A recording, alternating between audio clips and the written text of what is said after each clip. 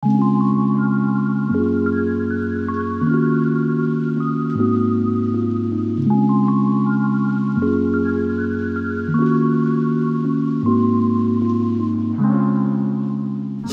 Pemaser, kita berjumpa kembali dalam Bincang Perjalanan Emosional episode ketiga, di mana kita akan berbincang tentang sabda ketiga Yesus menjelang wafatnya dari 7 sabda terakhir Yesus. Sabda ketiga itu kira-kira bunyinya Yesus dalam kayu salib ya itu. Yesus mengatakan, "Ibu, inilah anakmu." Ya, Mungkin Frater bisa melengkapi ya, kalimatnya atau konteksnya dalam kitab suci. secara lengkap kita bisa melihat di Lukas 19 ayat 26 sampai 27. Saya bacakan. Ketika Yesus melihat ibunya dan murid yang dikasihinya di sampingnya, berkatalah ia kepada ibunya, "Ibu, inilah anakmu." Kemudian katanya kepada muridnya, "Inilah ibumu." Dan sejak saat itu murid itu menerima dia di dalam rumahnya. Jadi kalau kita berbicara soal konteks, Yesus pertama-tama mengatakan ini kepada Bunda Maria. Dan yang kedua, kalau Bapak ingat, murid yang paling dikasihi Yesus itu dalam Injil ini Yohanes. Karena Yohanes yang kita lihat setia sampai akhir, rasul yang setia menemani perjalanan Yesus ketika menuju Golgota. Dari karakter dua murid itu agak Iya, betul. Kalau sesuai yang saya ya lebih penurut ya. kalem. Kalau Iya, betul. Tetapi ya setia. Petrus juga setia, tetapi memunculkan sisi yang lain. ada bandelnya. Iya, kadang ada di beberapa perikop gitu. Kira-kira Yesus ingin mengungkapkan apa yang dari kalimat itu dan sabda ya?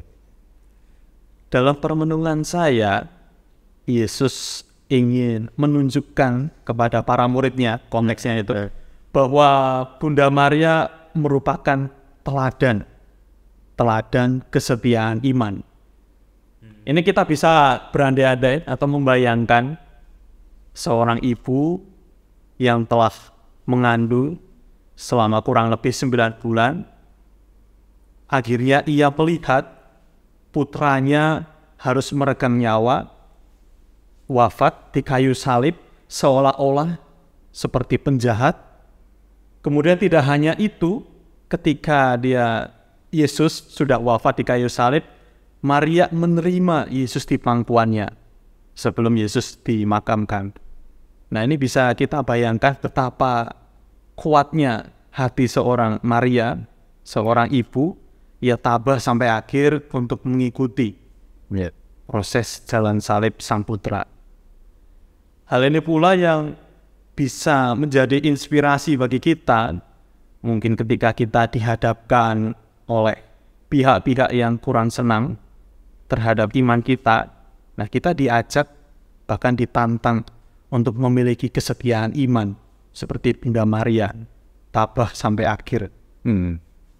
Tapi bisa juga itu ya, artinya Yesus tuh bisa tahu kira-kira nanti setelah saya tinggalkan itu Bunda Maria seperti apa, Maria seperti apa.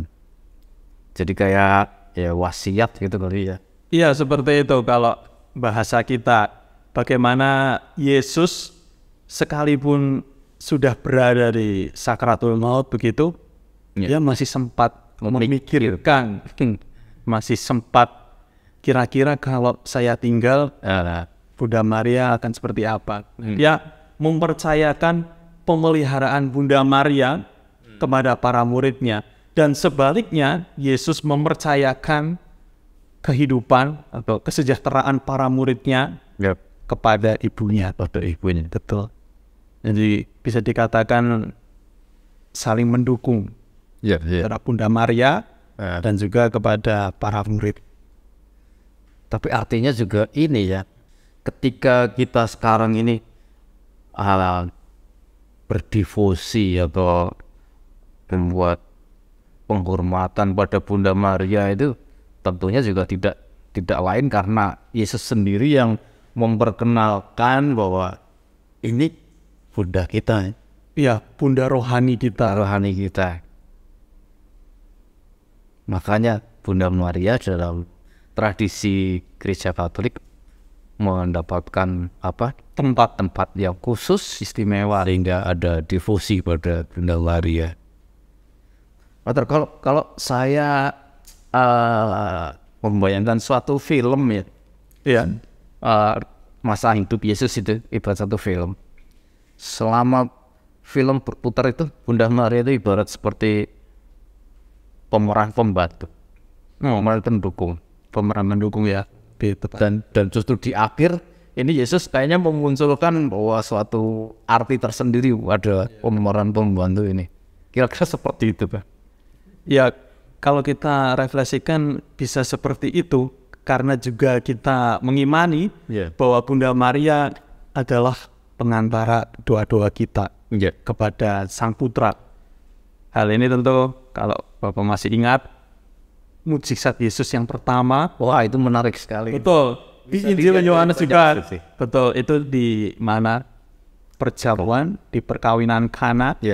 Ketika sang pemilik pesta kebingungan, malu-maluin kehabisan anggur begitu. Nah, ketika Bunda Maria melihat ketidakberesan itu, dia pun menyampaikan kepada Yesus. Walaupun Yesus sempat mengatakan saatku belum tiba. Yesus sempat mengatakan seperti itu kan. Kita masih malu-malu ya. Bisa dikatakan mungkin memang ini belum momentum yang tepat gitu. Tetapi akhirnya ketika Yesus mendengarkan permintaan dari Bunda Maria, mukjizat yang pertama pun terjadi. Bisa dibayangkan ya, 6 tempayan yang berisi air berubah menjadi anggur, dan dikatakan itu anggur yang enak, anggur murni, anggur yang berkualitas begitu. Kisah mukjizat di Kana ini kok saya ngeliat seperti apa ya? Sisi manusiawinya kelihatan sekali, sisi interaksi sosial yang sangat manusiawi juga tampak di situ. Jadi kalau kita bayangkan seperti zaman sekarang, ada tetangga kita yang punya gawe, punya hajat, punya jalan. Ya, itu Bunda Maria datang, anaknya juga datang. betul. Terus saya bayangkan bahwa Yesus duduk di istilahnya dengan tamu-tamu yang lain, sementara Bunda Maria ada di dalam bantu-bantu Rewang. Sehingga tahu situasi yang sedang terjadi seperti apa. Situasi panik tentu. Terus Bunda Maria mendatangi Yesus. Terus sisi manusiawi yang lain itu bahwa Yesus waktu itu masih bisa menolak istilahnya. Ya, sempat mengatakan itu saatku belum tiba. Menolak walaupun sebagai anak yang baik akhirnya menurut. Betul. Maka ya kalau dalam permenungan kita, bagaimana ya, kalau kita ingin dekat dengan anaknya, maka ya juga kita harus dekat dengan ibunya. Dalam hal ini ya masuk akal ya, ketika kita mau dekat kepada Sang Putra, ya tentu kita juga harus mencintai, menghormati sang bundanya. Makanya kita berdoa melalui Bunda. Betul. Bunda, tolong sampaikan permohonan kami ini ke hadapan Yesus Putra. Menyampaikan ya, bukan kita meminta untuk dikabulkan Bunda Maria, itu tidak, tetapi kita memohon semoga doa-doa kita sebagai perantara. Betul sekali. Dan kita percaya bahwa perantara yang seorang ibu ini tentu akan didengarkan oleh putranya. Tentu, dan kita melihat bagaimana banyak orang yang telah dikabulkan doanya melalui devosi, khususnya novena 3 kali Salam Maria. Sehingga ini juga menambah kepercayaan atau iman kita bahwa doa-doa kita, asalkan itu baik dan juga dibarengi dengan tekad atau niat ya akan disampaikan kepada sang putra. Pasti ya Pak Bakti punya pengalaman. Wah iya. Ya ibaratnya kita apa ya, merengek pada ibu Betul. untuk bisa disampaikan apa yang Kita mohonkan. kita mohonkan. Dan ya itu tadi sih apa, kisah mujizat Kana itu kita bisa melihat dari banyak sisi, relasi anak dengan ibu, Iya si ibu, dan itu juga relasi keluarga yang baik dalam kehidupan bermasyarakat. Betul. Kita juga bisa melihat dari sisi itu, Dari sisi lain, sisi interaksi sosial. bagaimana keluarga yang baik dari keluarga Kudus Nazaret ini bisa menjadi contoh bagi kita dalam kehidupan bermasyarakat. Terima kasih brother. Terima kasih. Bincang-bincang ketiga ini tetap menarik dan memberikan apa, pencerahan Insight baru. Tetap relevan. Stay relevant.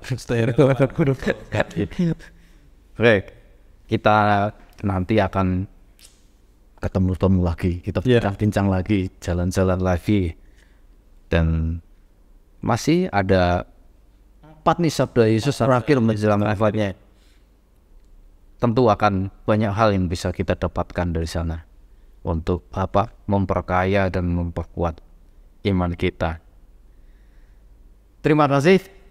Kita akan berjumpa lagi dalam bincang perjalanan yang lain.